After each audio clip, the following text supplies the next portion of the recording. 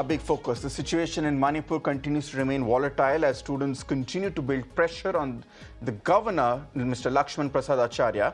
Today, Mr. Acharya has left the capital of the state, Imphal, for Guwahati.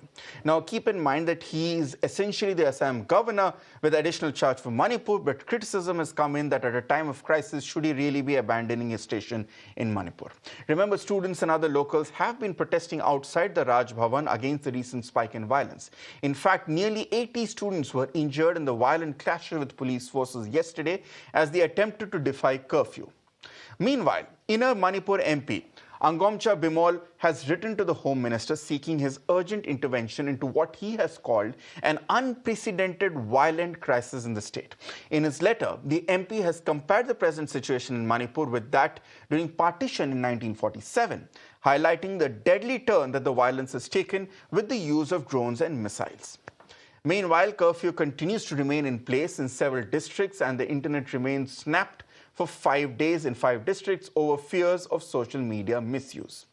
The Manipur University, meanwhile, has postponed all exams scheduled for various undergraduate and postgraduate exams until further notice here. In fact, the local police has now hinted that there might be an external hand behind the protests that rocked the state capital yesterday. Let's listen into what he had to say.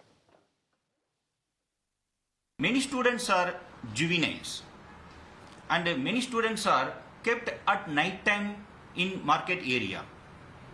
And among the detained persons, there are instigators and there are people not from the locality.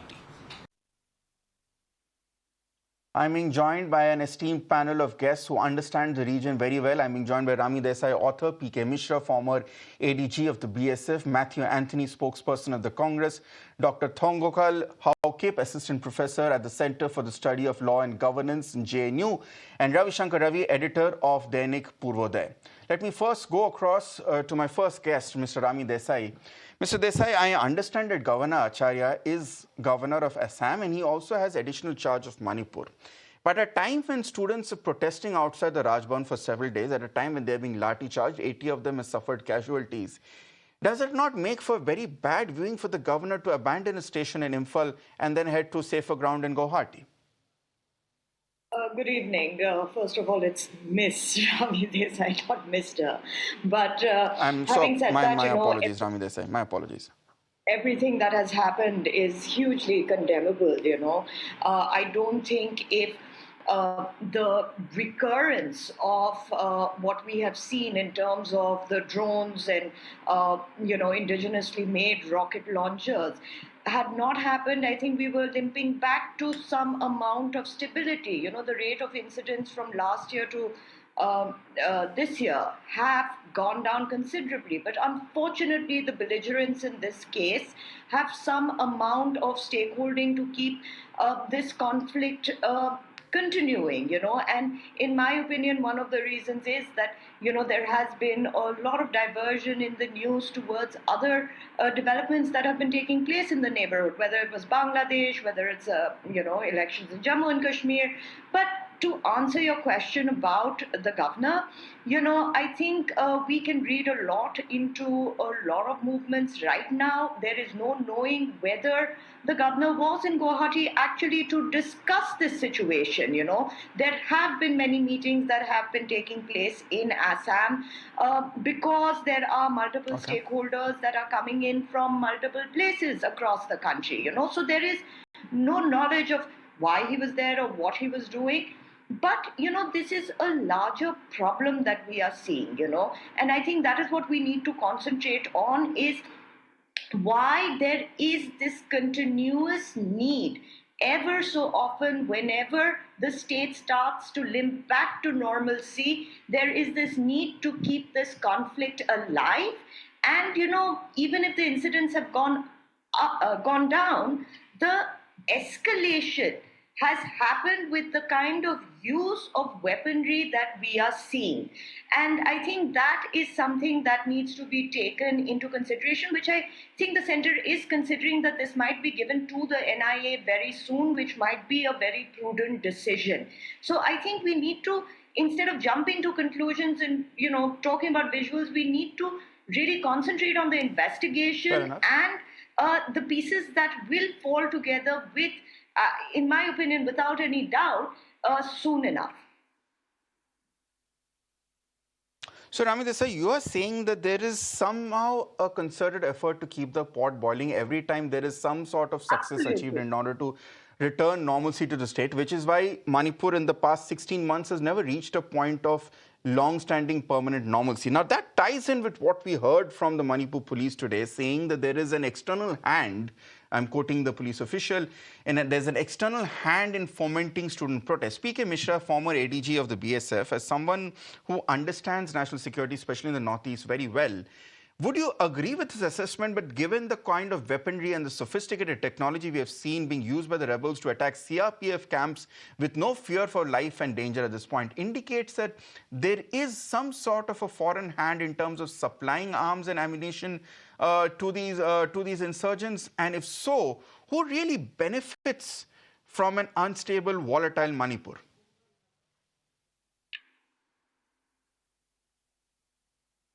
Yes, I can tell you the weapons, the rockets, the missiles, and the rifles, they are coming from outside and it is being funded also.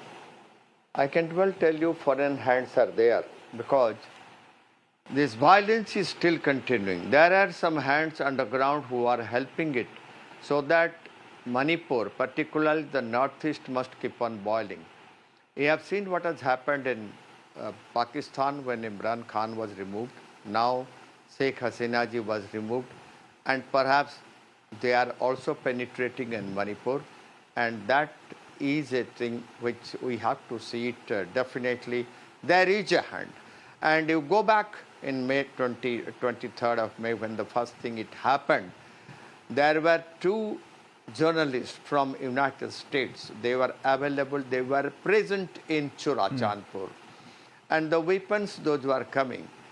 And so many migrants, I'm not telling about the migrants. Migrants, of course, 60,000, they have come. With that, see, these insurgents also have come from Myanmar, and they are helping, they are instigating, and that is what the weapons are coming. And the weapons are being made. The bombs and other rockets and drones, they are being made somewhere in Myanmar and Manipur border.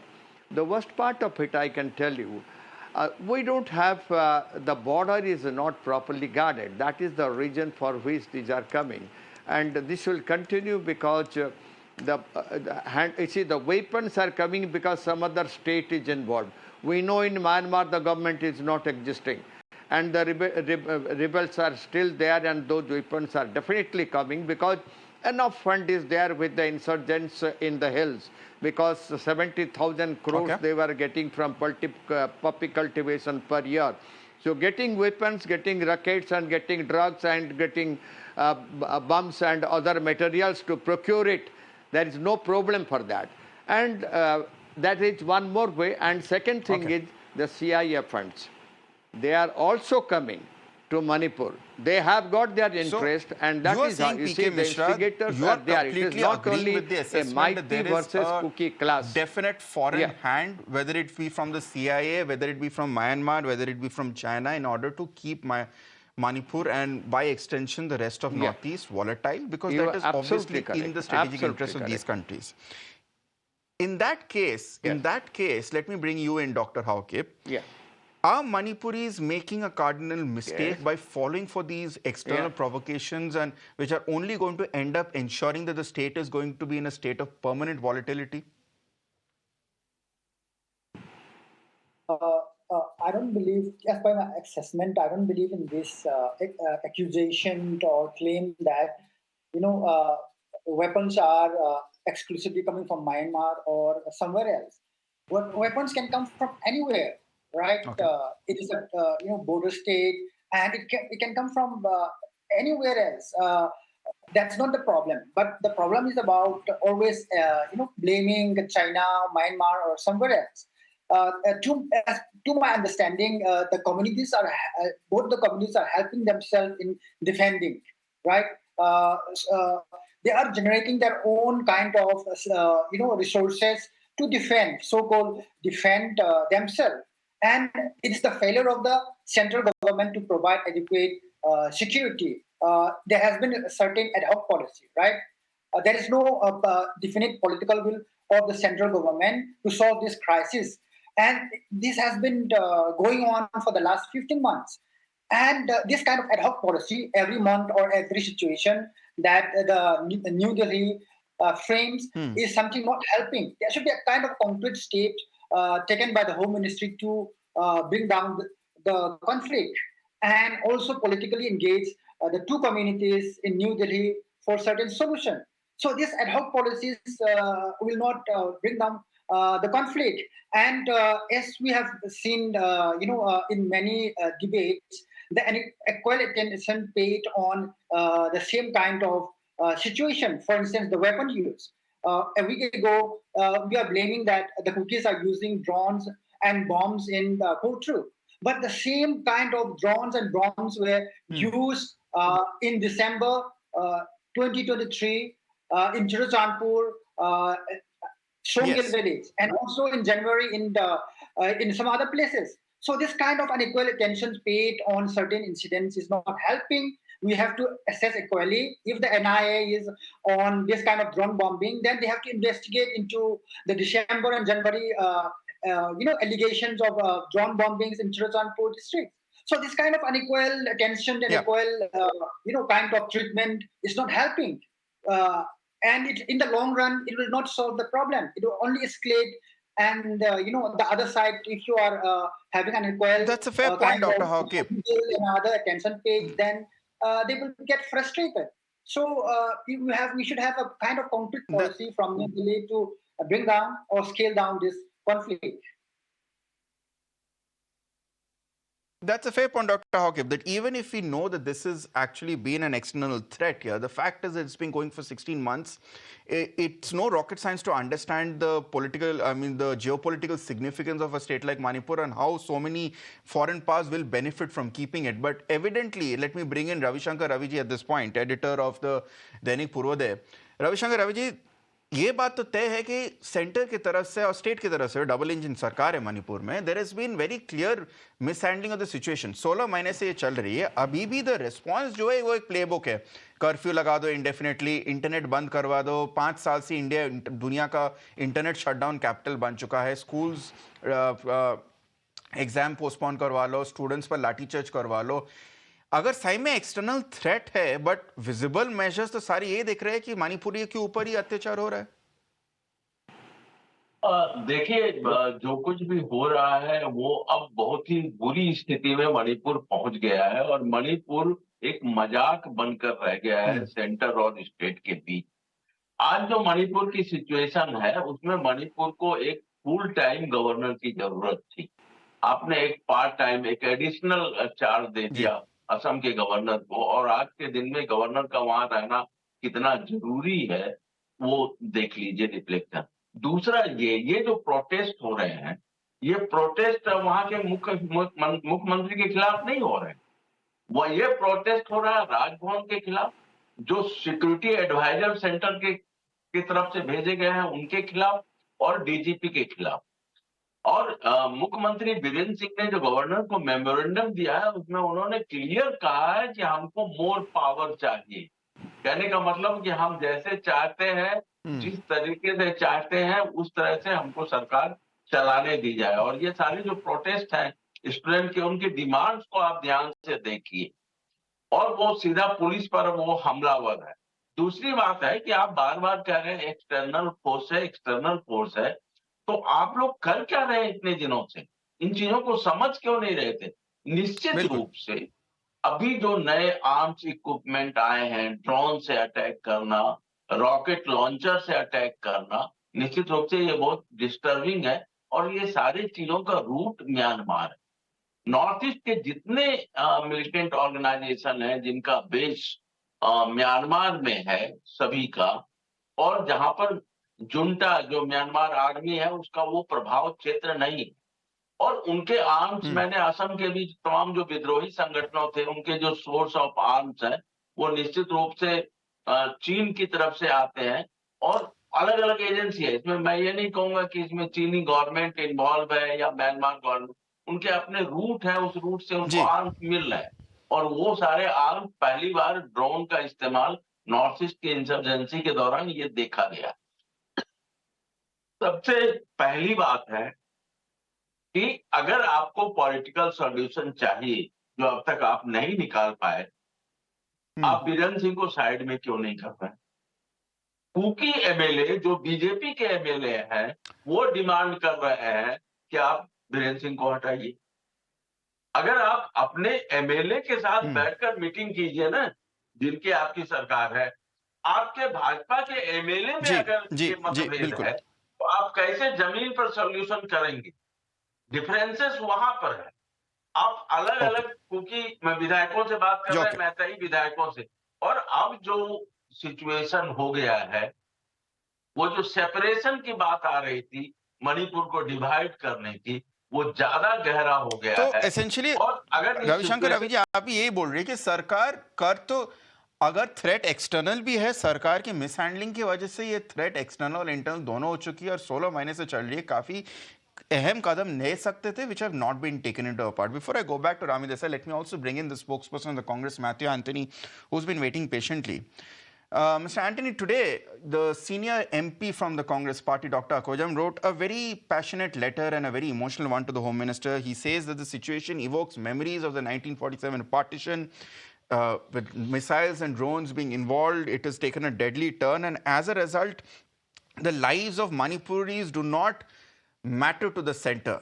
Now, given the fact that this has been, as Rami Desai was pointing out, that there are clear vested interests at play which benefit from keeping Manipur on the boil, does a political statement, many would say that despite what Manipur is going through, calling it on terms of partition is perhaps a bit of an exaggeration? Should hyperbolic statements like these not be avoided?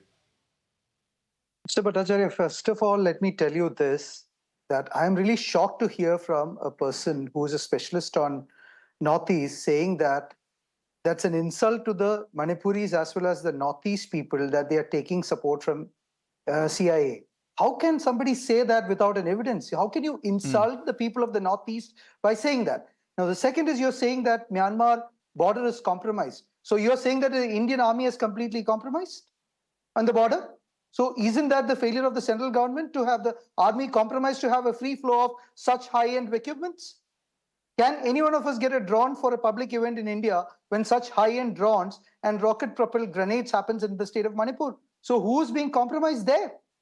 Is it the government of India? The constitution has been completely collapsed. We consider Manipur as a part of India. In the last 16 months, the Prime Minister of this country has visited France, Russia, Ukraine, and all sort of destinations which he wants to see. But he doesn't have the time to go to Manipur.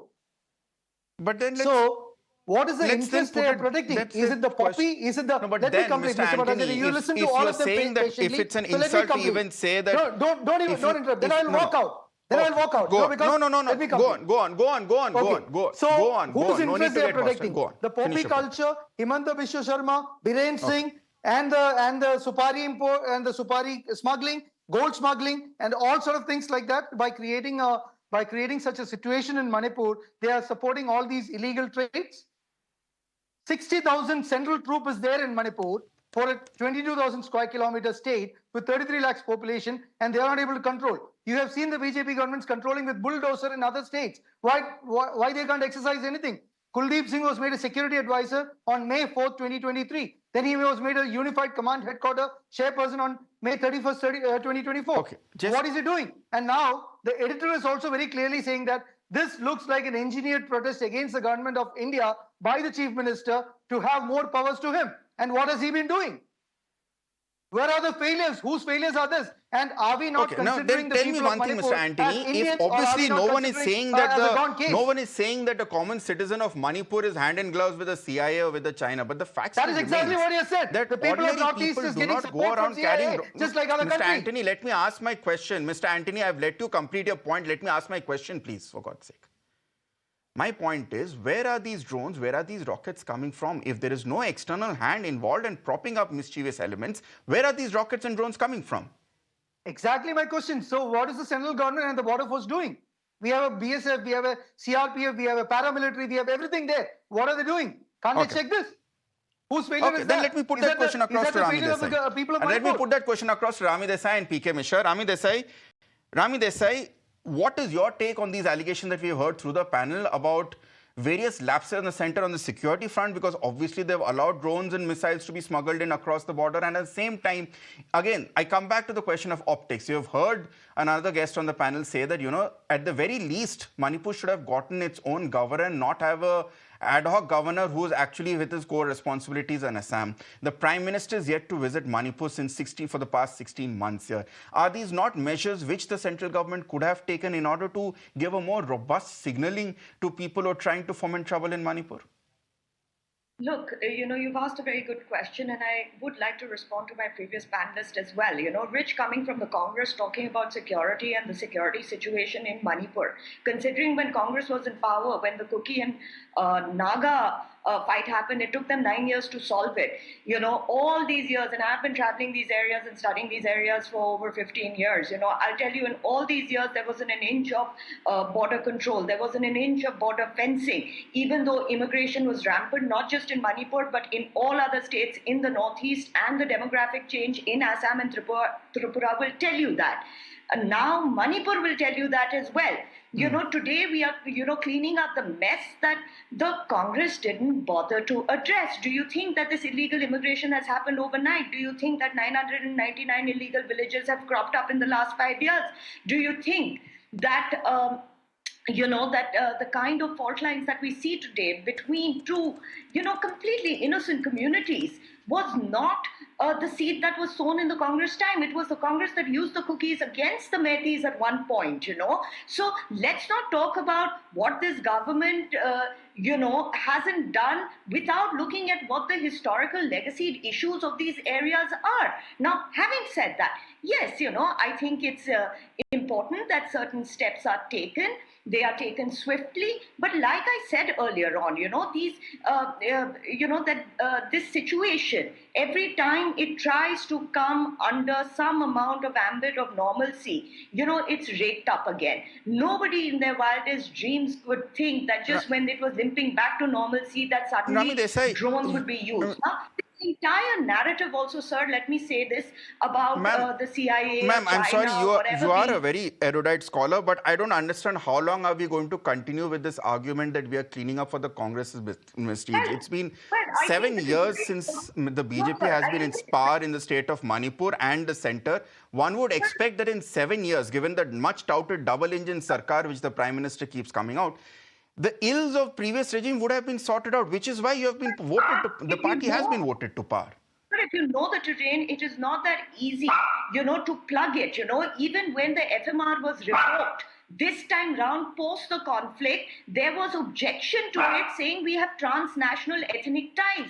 So do you think that it is easy for any law to be implemented without one community or another community objecting to it, So I think we have to look at it in the larger context. Now, if we are talking about illegal immigration, we are talking about the conflict in Myanmar having an impact on us, then please do tell me why was there such a huge objection from the Kuki community against the FMR being revoked only for security reasons, to the extent that in Mizoram it had to be reinstated again.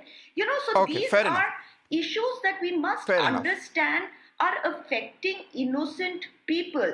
When the BJP point taken, Rami Desai. Because I'm running short of time, I quickly want to get in responses from my other panelists as well. Mr. PK Mishra, since the point has been made by the Congress spokesperson that even if there is covert or overt help coming in from the CIA, from Myanmar, from China, the fact remains it's a big security failure. If somehow drones and missiles were managed to be smuggled across the border and in such great quantity without us having any forewarning of the same.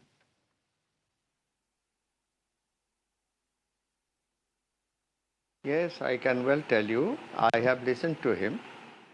I'm very sure I want to tell that Manipur-Myanmar border is not covered, is not manned properly. Even in last 16 months, if Manipur is boiling and students are suffering, yet we have not